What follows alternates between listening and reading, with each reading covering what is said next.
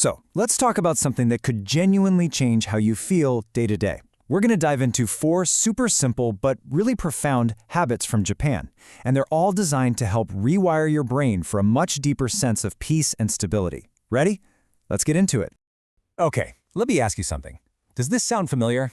That constant feeling of being overwhelmed, emotionally reactive, where you feel like you're being pulled in a million directions, and even the smallest thing can just set you on edge?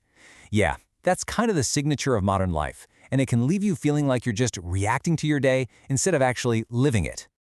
But here's the thing, and this is so important. Your brain isn't broken. You are not broken. It's not failing you. It's just running in an old program that really isn't built for our super high-stress world. So the solution isn't some massive, stressful overhaul. Nope, it's a much gentler and frankly smarter approach that's rooted in some really old wisdom. All right, first up, we have the habit that really is the foundation for everything else we're going to talk about. It's the art of Kaizen.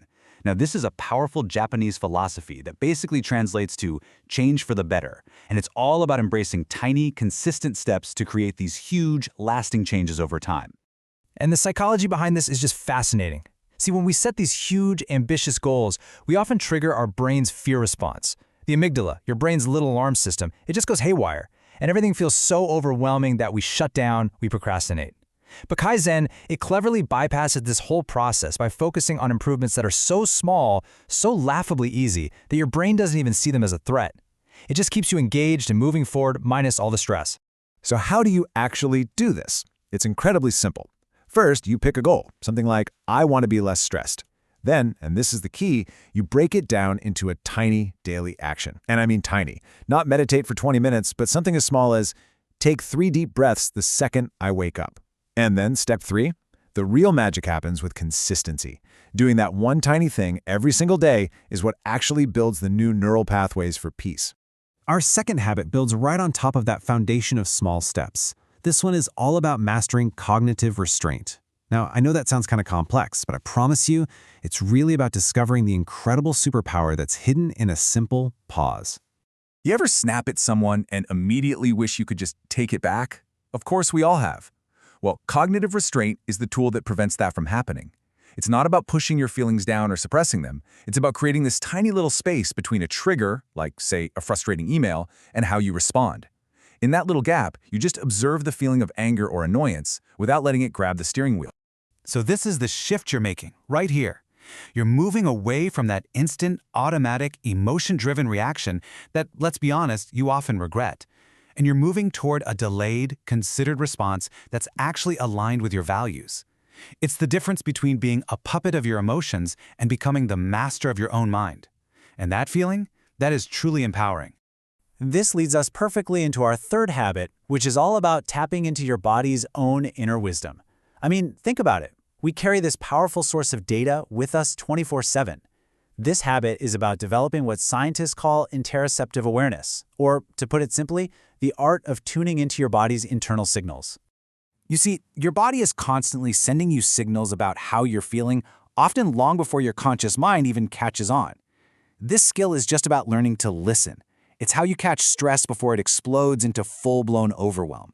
It's especially powerful for things like emotional eating. By noticing that little knot in your stomach, you can just pause and ask, wait, am I actually hungry, or am I just feeling anxious? So, what should you be listening for? Well, think about that tension you carry in your shoulders after a long meeting, or that clenched jaw when you're really concentrating. Maybe it's shallow breathing or a tightness in your chest. These aren't just random aches and pains. They are clear signals from your body. Your only job is to start noticing them. Okay, so we've got our 3 pieces of the puzzle: making tiny improvements with Kaizen, creating that pause with cognitive restraint, and listening to your body with interoceptive awareness. Now let's connect the dots and see how these all work together to create real, lasting change in your brain. This is where it all comes together. Every single time you practice one of these habits, you're basically doing a little act of neurosculpting on yourself.